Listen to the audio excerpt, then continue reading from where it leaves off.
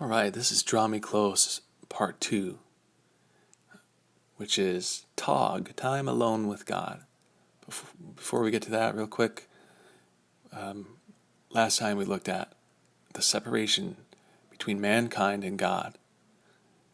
The only thing that could fill that chasm of sin between us was God Himself in the form of Jesus Christ, who took on our sin and conquered death at the cross. It's like it made a bridge between mankind and God. So, why do we still feel so disconnected at times? What are some of the things that weaken our connection to God?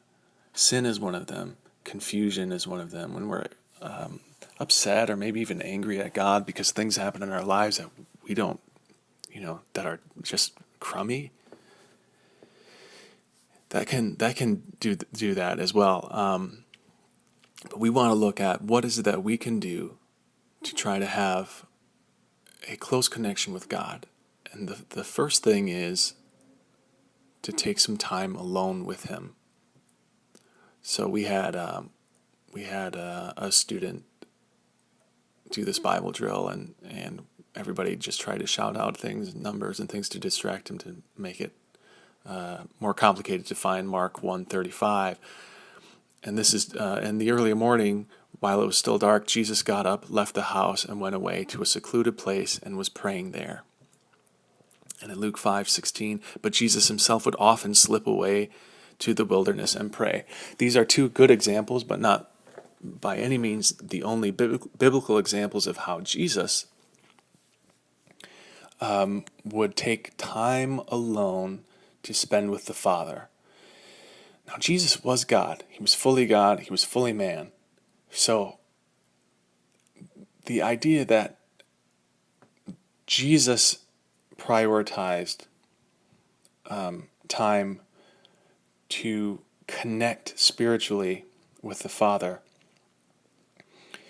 and others, by the way, have done this as well. Just Jesus is this prime example, because if God Himself, as a man on earth, felt that He needed to prioritize time with God the Father in heaven, how much more those of us who are weaker and subject to temptation and things like that, how much more do we need to follow in this example, this incredible example? Time alone with God. You could call them devotions. My teacher used to say, I need your undivided attention. It's not this kind of thing we're talking about. Quality time, just the two of us. My question is, now this is an easy concept, to take a little bit of time every day, or even just to get warmed up if you're not used to this, even to just set out a little wedge of time once a week. What stops us from spending just 5 to 15 minutes a day with God? Realistically, what stops us? The number one thing is it's not on our agenda. It's not on our calendar. It's not, so, a lot of us have smartphones and use the calendar app and things like that. And those of us who don't, every single person we talk to in youth group sets an alarm. Every single person has an alarm. Now, I understand, I remember what it was like to be in middle school or high school, and I would get every last second of sleep that I could before I understand you guys don't get enough sleep. I really do. So when I say this, I say it knowingly that if you were to set your alarm just 5 minutes earlier, you could start the day in prayer with God. You could just sit up, shake off the sleepies. You could spend just 5 minutes to set your heart and your mind straight in a way that it's aligned with God for the rest of the day. It's a huge challenge, and it's really tough, but it can be done. Now, if you're going to pass, if you're just not going to even be conscious enough to think straight, I get that. There's also the idea of 5 minutes at the end of the night. You could have 5 minutes before you go to bed, and chances are your brain's stirring anyways. You've been through the day's events. You take 5 minutes, before you let your head hit that pillow, and spend it with God. It's really not that hard to do. I guarantee you, there are apps on your phone, or magazines, or terrible television, or you know Facebook stalking scenarios that take up more than 5 minutes a day, where you could easily just replace that silliness with some quality time with God. So, which leads me to the next reason that we don't spend that time with God. We just don't feel like it.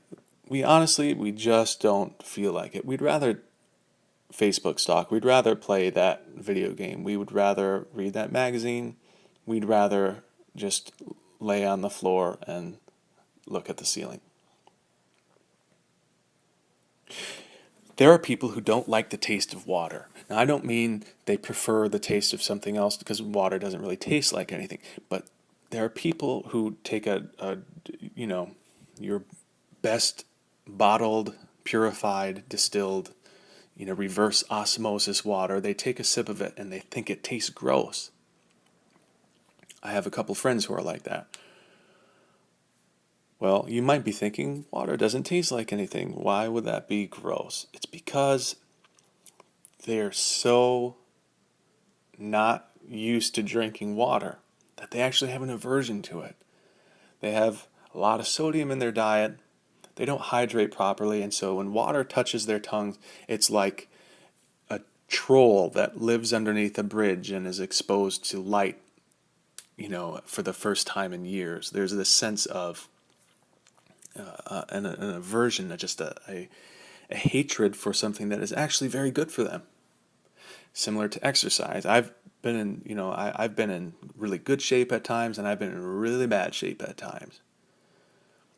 Lately, it's been closer to really bad shape. It's so hard just to like go for a jog, or do some push-ups or something like that. Why? Because my body has become accustomed to not doing it. Yes, it's good for me, and actually, once I get going, and if I'm consistent for a week or two, I really enjoy it. I love it. I can't wait to do it. To go for a jog, or lift some weights or something that feels good. Actually, I really like it. But after a while of inactivity, we become lethargic, and we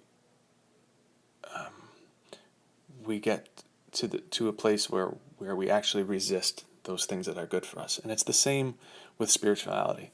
We don't want to spend time with God because we don't spend time with God. We're spiritually out of shape. What I would say to you, what I'm saying to myself, and I'm reminding myself as I tell it to you, if you would give yourself the opportunity, if you would discipline yourself just a little bit, start out with once a week.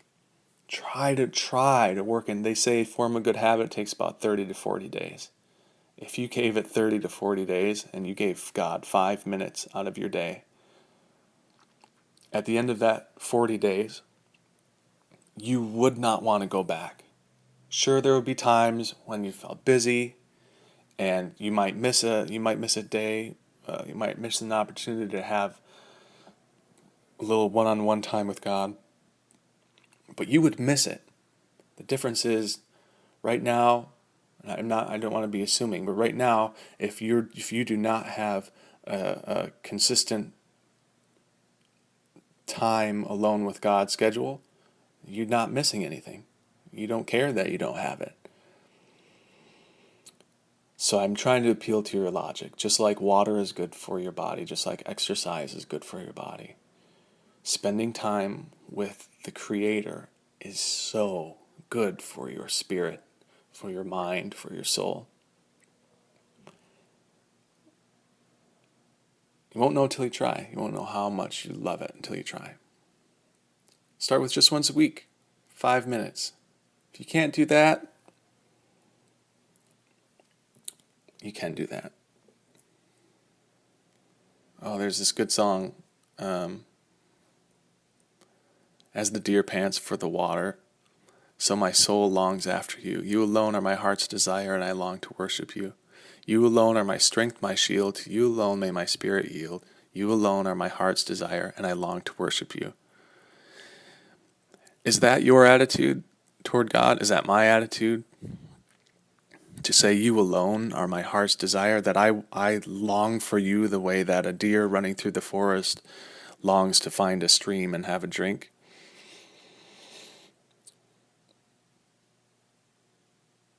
Only time alone with God will make you desire more time alone with God.